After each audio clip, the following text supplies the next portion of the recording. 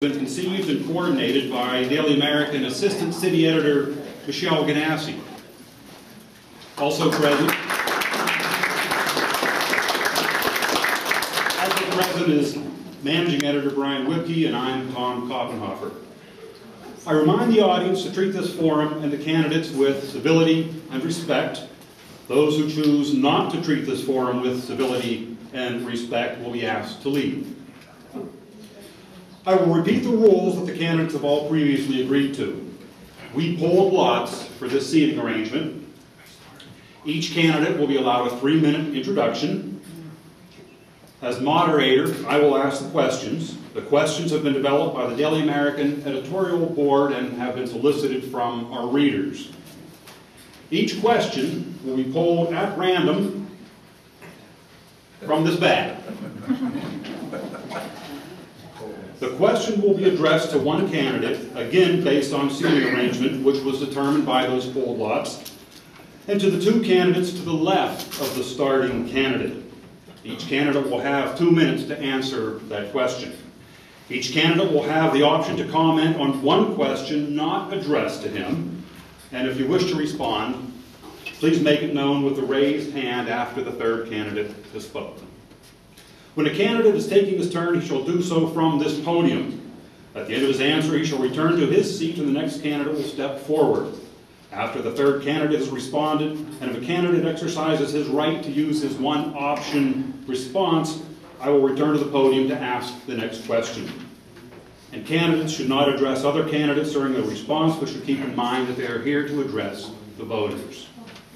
Michelle Ganassi is the timekeeper for tonight's forum, and her rulings are final. If one of the rules for the event is violated by a candidate, his time can be cut short. Candidates present here tonight include Republican Tim Burns. Mr. Burns is also the Republican Party's candidate for the special election. Democrat Ron Mackle Jr. Republican Joe Russell. Democrat Mark Fritz. Mr. Fritz is also Democratic Party's candidate for the special election, and Democrat Ryan Bucchianeri. We'll start now with the 3-minute introduction with the candidate on my left, on my right, Tim Burns.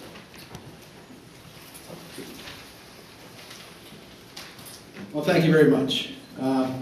Although this is a candidate forum for the primary, and there are 5 of us up here for that, the eyes of the nation are watching this special election, and there's a reason for that. This special election now represents a battle that is being waged across this nation. A battle that's being waged across this nation in small towns and big cities all across America. It's a battle between bigger government, more regulations, higher taxes, and citizen legislators, fiscal responsibility, and common sense. Your parents, your grandparents, even some of you, have fought to preserve the very things that this administration is trying to take away from us. Our ability to utilize our own coal and natural gas resources. Our right to own a gun, the greatest health care system in the world, and over $500 billion in radical cuts to Medicare. So if you think, as Nancy Pelosi does, that this government should control more, that you should take more, that they should take more of your money, if you think we should be relying on government, even dependent on government, then I'm not your candidate. If you think America is doing just fine and that in this district, that this is the best we can do, then I am not your candidate. Now, my opponent thinks things are just fine in this district. After all, he helped get us here. See, I know we can do better. I don't think it's the government's responsibility to attract jobs, but I do know what it takes to create jobs, because I've done it. I think we need to create an environment that is attractive to business, that will make businesses want to come here. Things like improving the infrastructure, both traditional infrastructure, roads, bridges, water, sewer, but also technology infrastructure as well.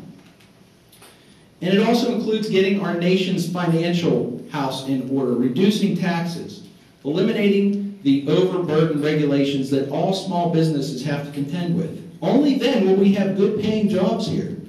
and give our young people reasons to stay. And after all, isn't that what we all really want? Don't we want to see our grandchildren grow up here? And that's what I want.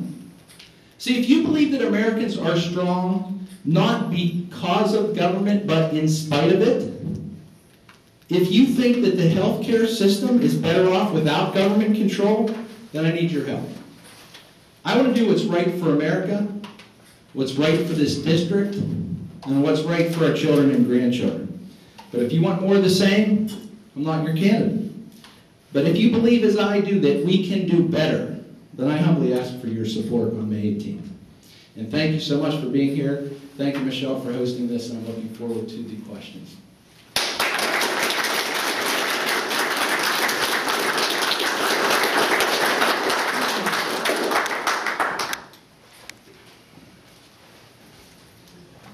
Good evening. My name's Ron Mackel. And I have to tell you, before I came here this evening, I had to take a quick ride out around the Quay, because it just so happens that I spent a large majority of my life right here in Somerset County growing up, swimming over at Bethco Pines and playing over at Camp Harmony as a youngster. So it's really good to be back in an area that's so familiar to me. I'd like to take a little different approach because obviously I'm not included in the special election. I'm in the primary. And I think that at the end of the day, as a voter, I would want to know that the individual going to Washington to represent me holds three things dear to their heart. Number one, I think the preamble to our Constitution should be something that each of us think about every day in an elected office. Number two, I think the Pledge of Allegiance is something that's very important to each one of us and needs to be taken very seriously. And number three, while we have a separation of church and state, I think in your heart you need to know that the person you send to Washington knows how to say the Lord's Prayer and mean it. I would like to address just a couple things as I move forward here that I think are important to me as well. And in the beginning, you know, God created the heavens and earth and gave us dominion over all animals, great and small. And I think that we have a responsibility not only to each other, but also to the animals of this planet, to protect the planet for them. I think that life begins at the moment of conception and that abortion is wrong. But I also think that whenever you stand up and take an oath of office, you have to realize that today our laws are that abortion is legal. That said, it needs to be rare and safe until something is done about it. I believe in equal rights for all, but I oppose same-sex marriage. And I think that repealing Don't Ask, Don't Tell is not something that we need to do right now. I think the moral fiber of our country has been so eroded in just the past generation, since I've been alive. And the number of older people in the room here can surely remember a time when it was unacceptable for people to kiss on television without having one foot on the ground. Turn on your television today and see what you see. It's unacceptable.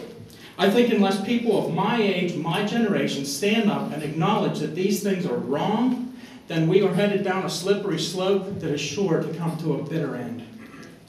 I think that we have to convince the children of the next generation that it is acceptable to stand up and show a moral, ethical fiber within you without fear of reprisal or damnation from your peers. Finally, on jobs, just very quickly, when I graduated from high school, 80% of the jobs in this region could be had with a high school diploma. Today, 60% of the jobs in this region require a bachelor's degree or beyond. I think education has got to be the #1 issue that we address as we move forward. Thank you. Thank you.